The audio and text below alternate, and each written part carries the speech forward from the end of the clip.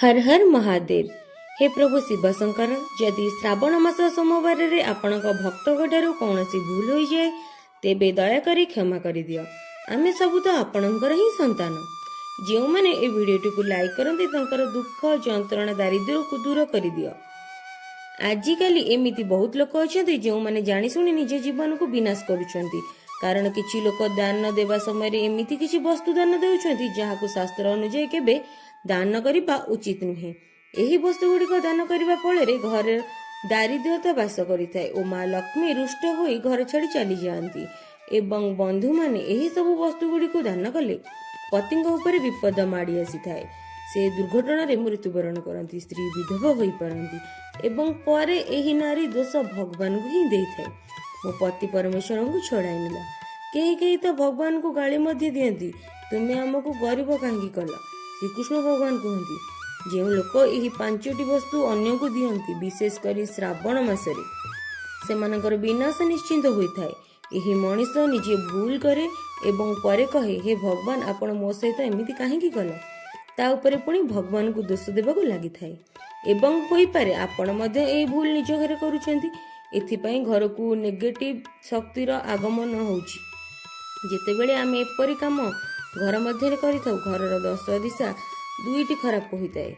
भक्त माने भूल रे मध्य एही 5टी वस्तु अन्य काहाकू दियंतु नाही, नहले आपण को रास्ता को आसीबा को बेसी समय लागिबो नाही। एही वस्तु मानक सहित घर मध्य लक्ष्मी चली जांती। आम बाल्य अवस्था शिखा जाए जे अन्य मानक सहयोग कले दान कले मनुष्य को पुण्य मिलता है। भगवान श्रीकृष्ण अनुसार जो माने भल काम करती से माने सेतिर फल मिले। किंतु बंधु मान एमिति किछि वस्तु अछि जहाकू आपण माने भूल रे भी काहाकू दियंतु नाही। कारण एही वस्तु देले तांको सहित आपणक घरर सुख समृद्धि मध्ये चली जाय थाए। कारण एही वस्तु गुडिक सहित आपणक घरर शांति सुख समृद्धि जड़ित थाए। विष्णु पुराण रे एही वस्तु गुडिकर उल्लेख मिलिछि। एही वस्तु मानक संपर्क रे मां लक्ष्मी को सह थाए। आमे समस्ते जानिछु जे महालक्ष्मी आम जीवनर अपार गुरुत्व रहिछि।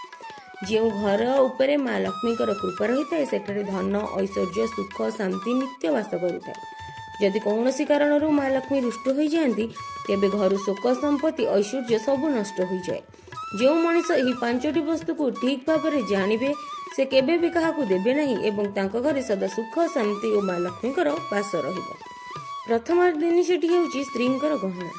शास्त्र अनुसार स्त्री मानक गहना को मां लक्ष्मीकर प्रतीक बोली माना जाए। सुंदर गहना धारण करिथिबा नारी मां लक्ष्मीकर प्रतिबिंब भली देखा जाती। तेणु जेतेबेले आमे गहना किणुछु एहाकू प्रथमे मां लक्ष्मी पाखरे रखी तांकर पूजा करिथाउ, तापरे ही गहना पिंधु। घरर स्त्री माने घरर लक्ष्मी बोली माना जाती। सेमानक गଳାରେ गहना थिबा घरर सुख समृद्धिर चिन्ह। तेणु निज स्त्रींक गहना केबे मध्ये काहाकू उधार देबा किबा व्यवहार पई देबा उचित नुहे। विशेष करी सुहागिनी बा विवाहित महिला माने निजर मंगलसूत्र पाउंजी गोड़ मुदी केबे हेले अन्य महिला को व्यवहार पई दियंतु नाही। एहा फଳରେ घरर भाग्य गहना सहित चली जाए और मां लक्ष्मी बहुत रागी थांती। द्वितीय जिनिसटी होउची झाड़ू, जहा सफाई पई व्यवहार करा जाए। एहा घर नकारात्मक ऊर्जा को दूर करे एवं एहाको मां लक्ष्मीकर प्रतीक भाव माना जाए। मान्यता अनुसार झाड़ू को मां लक्ष्मी वास करथांती। तेणु निज घरर झाड़ू केबे भी काहाको उद्धार देबा बा व्यवहार पई दियंतु नाही। जदि झाड़ू खराब हो जाए तेबे ताहाको कोनोसी पवित्र प्रवाहित जल रे बुड़ाई दियंतु। कारण जदि आपण घरर झाड़ू अन्य केही व्यवहार करे तेबे तार प्रभाव आपणक घर सुख शांति उपरे पड़े।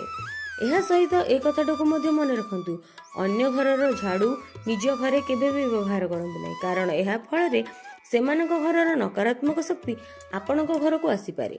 झाड़ू को सदा लुचियाई रखिबा उचित। एहाकू एमिति एक स्थान रे रखंतु जेउठारे बाहर आसुथिबा मणिसंकर दृष्टि पड़िबो नाही। जदि झाड़ू को खोला स्थान रे रखंती तेबे झाड़ू वस्तु दोष होई पारे, तेबे एहा घर वास्तु दोष होई पारे। ए सहित भांगी जाइथिबा झाड़ू को मध्ये तुरंत घर बाहर करि दियंतु। झाड़ू ऊपर केबे भी पाद रखिबा उचित नुहे। यदि आपण झाड़ू को पाद दियंती तेबे एहा मां लक्ष्मी को अपमान सहित समान। एही कारणରୁ घरे वास्तु दोष होई पारे और आर्थिक क्षति हेबार मध्ये संभावना रही थाए। घरे झाड़ू रखा जाए तेबे एहाकू किपरि केउ नियम अनुसार रखिबा उचित से विषय निश्चित भाव में जानिबा दरकार, जहा द्वारा आपण आर्थिक अवस्था भल रहिबो, घरे सुख शांति आसीबो ଘରର କୌଣସି ବ୍ୟକ୍ତି ବାହାରକୁ ଯାଉଥିବା ସମୟରେ ସେ ଝାଡୁ ବ୍ୟବହାର କରିବା ଉଚିତ ନୁହେଁ। ଏହା କରିଲେ ବାହାରକୁ ଯାଉଥିବା ବ୍ୟକ୍ତିଙ୍କ କାମରେ ବିଘ୍ନ ଆସିପାରେ, ସେ ସଫଳତା ଲାଭ କରିପାରିବେ ନାହିଁ। ଏଥିରେ ଅନ୍ୟ ବିଷୟରେ ମଧ୍ୟ ରହିଛି। ଯଦି ଆପଣ ଘରକୁ ନୂଆ ବୋହୂ ଆସିଛନ୍ତି, ଝିଅମାନେ ଶାଶୁଘରକୁ ଯାଉଛନ୍ତି, ଏହି ସମୟରେ ତୁରନ୍ତ ଝାଡୁ ଲଗାଇବା ଉଚିତ ନୁହେଁ। ମାନ୍ୟତା ଅନୁସାରେ ଏହା କଲେ ଘରର ଲକ୍ଷ୍ମୀ ରୁଷ୍ଟ ହୋଇଥାନ୍ତି, ଆପଣଙ୍କର ଧନ ହାନି ହୋଇଥାଏ। ତୃତୀୟ ଜିନିଷଟି ହେଉଛି ସୂର୍ଯ୍ୟ ବୁଡ଼ିଯିବା ପରେ ଦୁଗ୍ଧ, ଦହି, ଚାଉଳ, ନଡ଼ିଆ ଭଳି ଶ୍ୱେତ ଜିନିଷ ବା ଶ୍ୱେତ ବସ୍ତୁଗୁଡ଼ିକୁ ଦାନ କରିବା ବା ଅନ୍ୟମାନଙ୍କୁ ଉଦ୍ଧାର ଦେବା ଅଶୁଭ ମନାଯାଇଥାଏ। ମାନ୍ୟତା ଅନୁସାରେ ଶ୍ୱେତ ଜିନିଷ ଉପରେ ଖରାପ ଦୃଷ୍ଟି ଶୀଘ୍ର ଲାଗେ, ତେଣୁ ସୂର୍ଯ୍ୟ ଅସ୍ତ ହେବା ପରେ ଘରର ବସ୍ତୁ ଅନ୍ୟକୁ ଦେବା ଉଚିତ ନୁହେଁ। ଏହା ଘରର ପଜିଟିଭ୍ ଉର୍ଜାକୁ କମାଇ ଦିଏ। ଯଦି ଆପଣ ଆବଶ୍ୟକ ଭାବେ କାହାକୁ ଦେବାକୁ ଚାହୁଁଛନ୍ତି, ବଜାରରୁ କିଣିକି ଦିଅନ୍ତୁ, କିନ୍ତୁ ନିଜ ଘରେ ବିଶେଷ କରି ରୋଷେଇ ଘରୁ ଉଠାଇ ଦେବା ଭୁଲରେ ବି କରନ୍ତୁ ନାହିଁ। ବିଶେଷ କରି ଲୁଣ, ଏହାକୁ ଭୁଲରେ ବି ଦେବା ଉଚିତ ନୁହେଁ। ଚତୁର୍ଥ ବିଷୟ, ମା ଲକ୍ଷ୍ମୀ ହେଉଛନ୍ତି ଧନର ଦେବୀ। ମା ଲକ୍ଷ୍ମୀ ଆମ ଘରେ ସଦା ବାସ କରନ୍ତି। ଏହି ଚେଷ୍ଟା ଆମେ ସବୁବେଳେ କରିବା ଉଚିତ। ଯଦି ଆପଣ ନିଜ ସ୍ତ୍ରୀଙ୍କ ପାଖରେ ରଖାଯାଇଥିବା ଧନ କାହାକୁ ଉଦ୍ଧାର ଦିଅନ୍ତି, ତେବେ ଆପଣଙ୍କ ଘରୁ ମା ଲକ୍ଷ୍ମୀ ଚାଲିଯାଆନ୍ତି ଓ ଆଗାମୀ ଦିନରେ ଆପଣଙ୍କୁ ଧନ ସଙ୍କଟରେ ସହିବାକୁ ପଡ଼ିଥାଏ। ବିଶେଷ କରି ପର୍ବ, ଏକାଦଶୀ ଦିନରେ ଆପଣ ଧନ ରଖା ସ୍ଥାନ ବା ଲକର କାହାକୁ ଧନ ଦିଅନ୍ତୁ ନାହିଁ।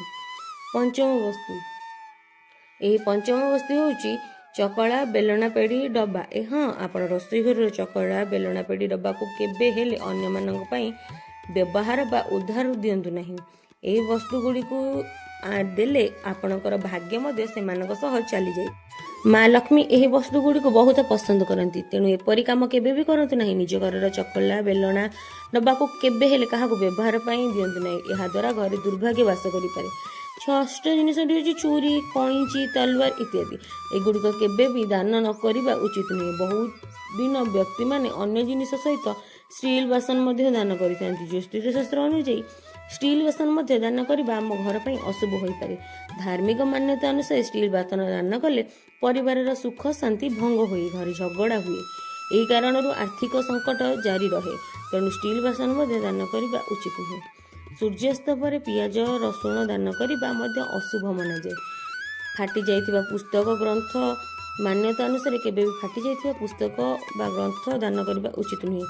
ଏହିପରି ଦାନ ଅଶୁଭର ସଂକେତ ବୋଲି ମନାଯାଏ।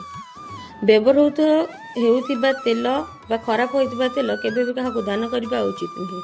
ମାନ୍ୟତା ଅନୁଯାୟୀ କିଛି ଏମିତି ବସ୍ତୁ ରହିଛି ଯାହାର ଦାନ ପ୍ରତିଦିନ ସକାଳେ କରାଯାଇଥିଲେ ଘରେ ସୁଖ ସମୃଦ୍ଧି ବନିଥାଏ।